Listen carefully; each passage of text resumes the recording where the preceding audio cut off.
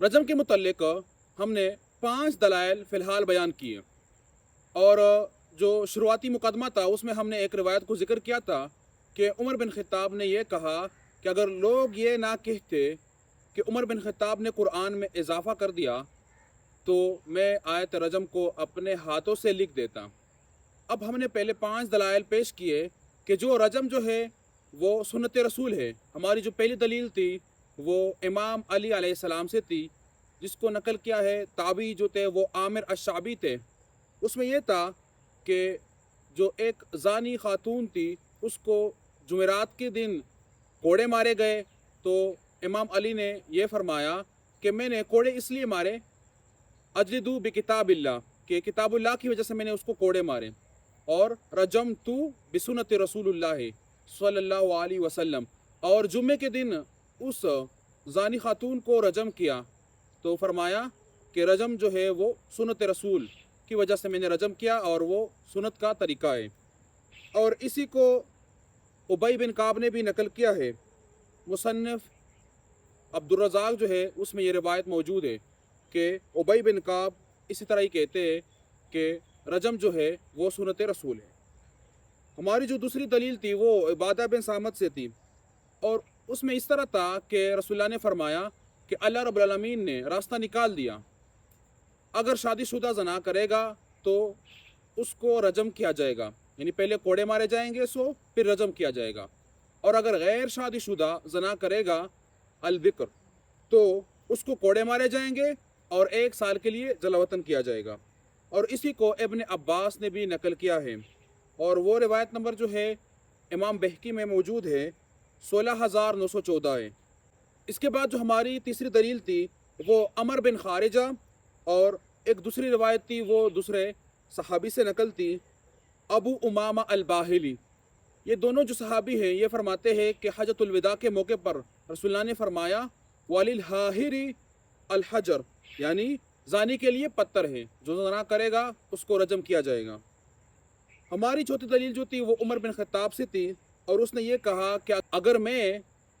کتاب اللہ میں اضافے کو حرام نہ سمجھتا تو میں آیت رجم کو قرآن مجید میں لکھ دیتا۔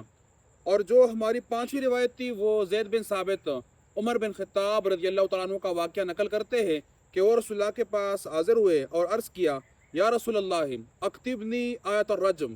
تو رسول اللہ نے فرمایا لا استطیع، یعنی میں طاقت نہیں رکھتا، یعنی اس کے متعلق اجازت نہیں ہے۔ اب وہ روایت جس میں کہا گیا ہے کہ عمر بن خطاب نے خطبہ دیا اور فرمایا کہ اگر لوگ یہ نہ کہتے کہ عمر بن خطاب نے کتاب اللہ میں اضافہ کیا تو میں اپنے ہاتھوں سے آیت رجم کو لکھ دیتا۔ جس مجموعے کا ہم نے انتخاب کیا تھا المسند المصنف المعلل، اس میں جو ہے المجلد الثانی والعشرون، یعنی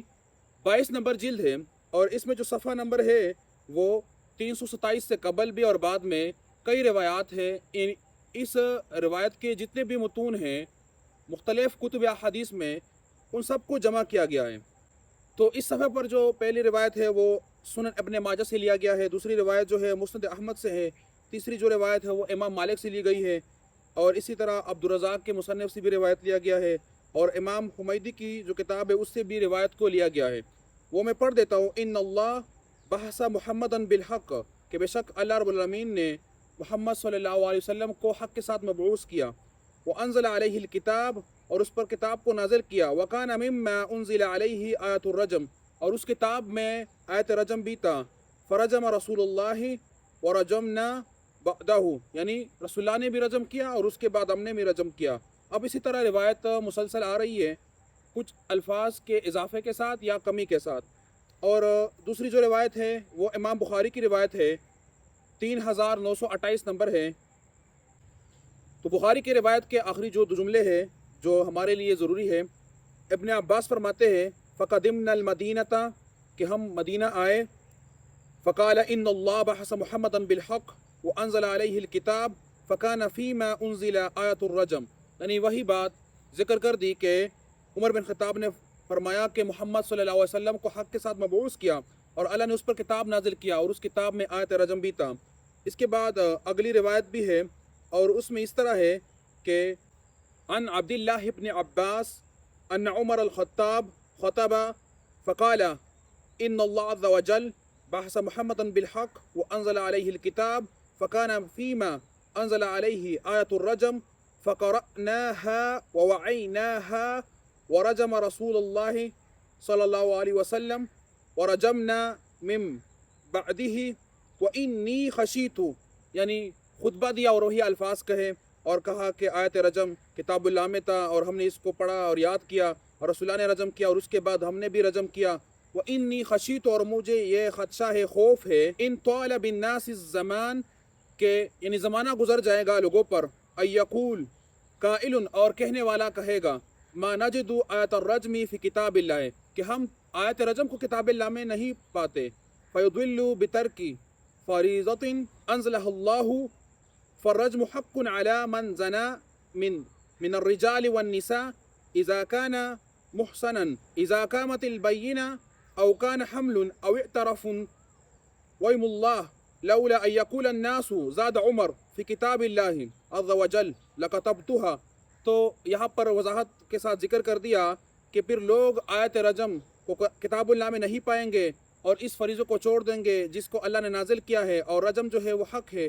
جو مرد اور عورت میں شادی شدہ جو ہے جب بھی وہ زنا کرے اور اس پر بینہ یعنی دلیل پیش کی جائے یا حمل ہو جو خاتون ہے اس کا، اور یہ کہ اعتراف کر لیں، تو اس صورتحال میں اس کو رجم کیا جائے گا. اور لولا ان یقول الناس، اگر لوگ یہ نہ کہتے زیادہ عمر فی کتاب اللہ، کہ کتاب اللہ میں عمر بن خطاب نے اضافہ کر دیا، لَكَتَبْتُهَا، تو میں ضرور اس آیت کو کتاب اللہ میں لکھ دیتا. اور اس کے بعد اگلی روایت بھی ہے، وہ مسند لأبی اعلیٰ سے لی گئی ہے اور اس میں بھی اسی طرح الفاظ ہیں. اب اس روایت کو نقل کرنے والا جو راوی ہے وہ محمد بن مسلم بن شہاب الزہری ہے، اور یہ راوی جو ہے اس پر جرح ہے، اور میں انشاءاللہ تفصیل کے ساتھ ذکر کروں گا کہ یہ راوی جو ہے کس طرح مردود ہے اور کس طرح روایات میں اپنی طرف سے اضافے کرتا ہے یا کس طرح ایک ضعیف اور صحیح روایت کو آپس میں ملاتا ہے. اب اس روایت میں مسئلہ کیا ہے؟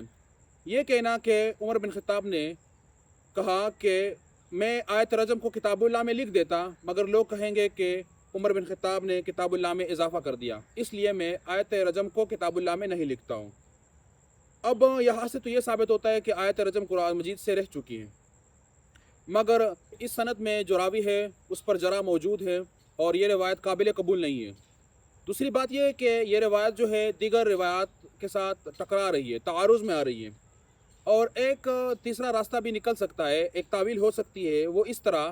کہ یعنی یہاں پر یہ موجود ہے کہ اگر لوگ یہ نہ کہتے کہ کتاب اللہ میں عمر بن خطاب نے اضافہ کر دیا، اور اس سے قبل سنن ترمذی کی جو روایت نمبر 1431 ہے جس میں یہ کہا گیا ہے کہ عمر بن خطاب نے کہا کہ اگر میں کتاب اللہ میں اضافے کو حرام نہ سمجھتا تو میں آیت رجم کو کتاب اللہ میں داخل کر دیتا یا لکھ دیتا. اب ان دونوں کو اگر جمع کیا جائے تو یوں پڑھا جا سکتا ہے کہ عمر بن خطاب نے خطبہ دیا اور یوں کہا کہ اگر میں اور لوگ یعنی لوگوں کا کہنا جو ہے کہ کتاب اللہ میں اضافہ ہے اور میں بذات خود اس اضافے کو حرام نہ سمجھتا تو میں کتاب اللہ میں اس کو لکھ دیتا. اور یہاں پر جو بنیادی مسئلہ یہ ہے کہ اس کو کتاب اللہ میں اتارا گیا، یعنی اللہ رب العالمین نے کتاب اللہ رسول اللہ پر نازل کیا اور اس میں آیت رجم بھی تھا. یہ جملہ جو ہے یہ شاذ ہے اور اس کو نقل کرنے والا امام زہری ہے صرف. اور اس سے قبل میں بتا بھی چکا ہوں کہ جو امام زہری ہے یہ مردود راوی ہے، اس پر جرح موجود ہے اور اس کے جو کرتوت ہیں وہ آپ لوگوں کے سامنے میں تفصیل کے ساتھ لاؤں گا، پیش کروں گا.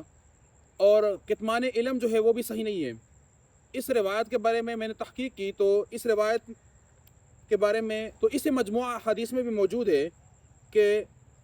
یہی جو الفاظ ہے کہ اگر لوگ نہ کہتے کہ کتاب اللہ میں عمر بن خطاب نے اضافہ کر دیا بصورت دیگر میں آیت رجم کو لکھ دیتا، تو متابعت موجود ہے. سعد بن ابراہیم ایک راوی ہے، اس نے ابن شہاب زہری کی متابعت کی ہے، یعنی اس طرح الفاظ نقل کیے ہیں، مگر یہ والے الفاظ کہ آیت رجم کو اللہ رب العالمین نے کتاب اللہ میں نازل کیا یہ شاذ ہے. اس کی متابعات بہت کم ہے، یعنی مشکل ہی ہے. صرف امام زہری سے یہ الفاظ نقل ہے اور جو سعد بن ابراہیم سے نقل کرنے والے اس کے جو شاگرد ہیں اس میں سے بھی اکثر جو شاگرد ہیں وہ اس الفاظ کو نقل نہیں کرتے سوائے ایک کے، تو پھر یہ شاذ بنتا ہے۔ اور اس کی جو تعویل کی جا سکتی ہے وہ اس طرح کہ عمر بن خطاب یوں سمجھ رہے تھے کہ اس کو کتاب اللہ میں نازل کیا گیا ہے، اور اس طرح اصحاب بھی چند یعنی آیات کو یا چند کلمات کو وہ قرآن کا حصہ سمجھتے تھے، تو بعد میں ان کو علم ہوا، افشا ہوا کہ یہ جو کلمات تھے یا یہ جو آیات تھے یہ کلمات قرآن مجید کا حصہ نہیں تھے۔ خلاصہ کلام یوں ہے کہ آیت رجم جو ہے وہ سنت رسول ہے، قرآن مجید کا حصہ نہیں ہے، اور یہ کہنا بالکل مناسب درست نہیں ہے کہ آیت رجم جو ہے اس کا حکم باقی ہے اور تلاوت منسوخ ہو چکی ہے، بلکہ درست بات یہ ہے کہ اللہ کی طرف سے یہ ایک حکم ہے جو رسول اللہ پر نازل ہو چکا ہے اور سنت رسول سے ثابت ہے۔